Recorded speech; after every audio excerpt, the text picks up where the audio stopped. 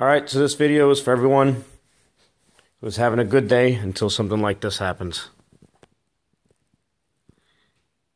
Yep. That's just half the plug. But you know what? There's a solution. You know, the head doesn't have to come off necessarily. And sometimes at worst case you can also take the valve cover off. I just didn't feel like trying that, so I figured let's try the easiest thing first. So these are easy outs. What makes this one? Can we zoom in?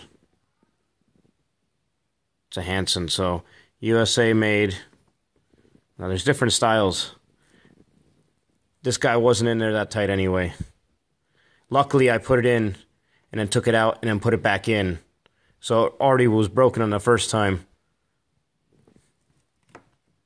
So I'll show you some of these guys here. You have the spiral type.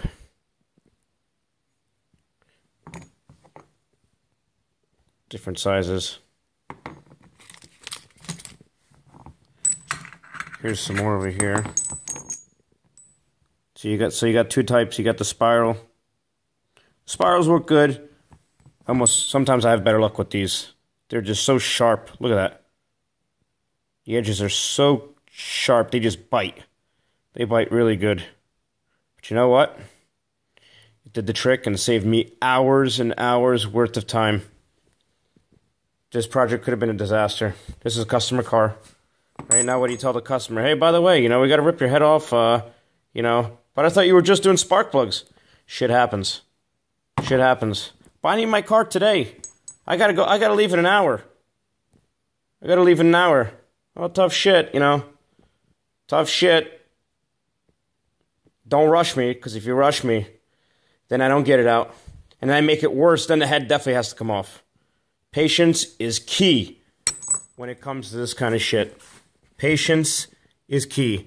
Think everything out, and think of every scenario and what can go wrong in each scenario. So, lay out all your tools, what you have to work with, and think of the pros and cons before you start going at it. Because if you start going at it without thinking it through, what's going to happen? You fuck it up altogether. And when you fuck it up altogether, then the head does have to come off. Yeah, tell the customer that. Hey, by the way, your head's got to come off. That's going to be $2,000. $2,000? Yeah, $2,000. Look at that. And you know what plugs these were, right? These were Denzos. Look, I even had anti-seize on there. I installed these about 60,000 miles ago with anti-seize. And you know what? Still broke. Look at that. Still broke. I hate Denzos. I hate Autolites. Personally, I use NGKs, and I recommend NGKs. And I've never had any issues like this with NGKs. So, well, that's what Nissan recommends for this Mexican car. They recommend this Denso plug. That's the factory plug. I'm sure it might be possible to get NGKs. But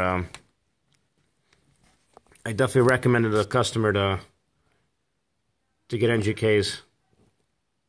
But for now, of course, they need the car today. They need it now. So I'm just going to put another one in there until the customer finds some NGKs, and then we're going to change all the plugs. They were a little hot. You know, they were very, very baked looking. So, you know, they're supposed to, what are they, iridiums. They're supposed to last about 100, but you know what? That's the same thing that they say about synthetic oils, and the same thing they say about, oh yeah, you don't have to change your CV2 fluid. There's no point. It'll last forever. Bullshit. It's all bullshit. It's all lies.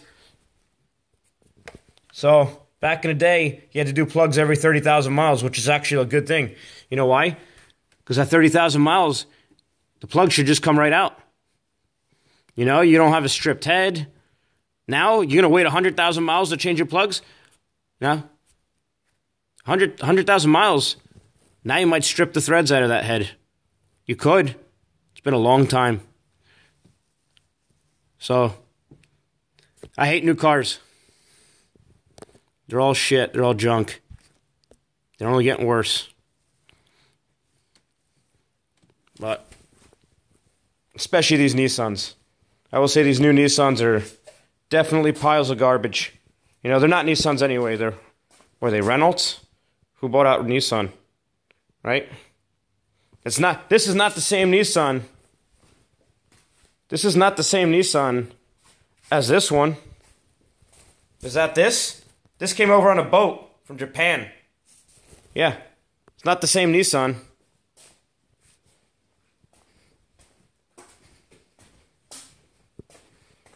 Not the same Nissan. This is a real Nissan. These cars, freaking 30-year-old cars, and they're still on the road. This one would still be on the road if it wasn't for cheap silicone vacuum lines. So, that's what happened to this one. Cheap silicone vacuum line on the wastegate caused all this havoc. All because of Chinese crap. I was young and stupid anyway. I found it lying around in the shop. Let me throw some on. You're better off with regular dumb old rubber lines. Look. Look.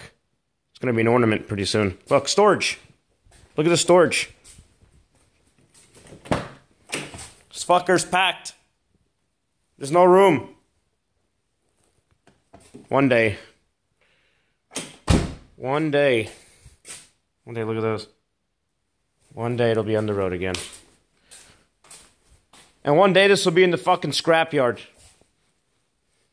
Because it ain't going to be worth fixing that stupid CVT transmission. One day this turd will be in the scrapyard.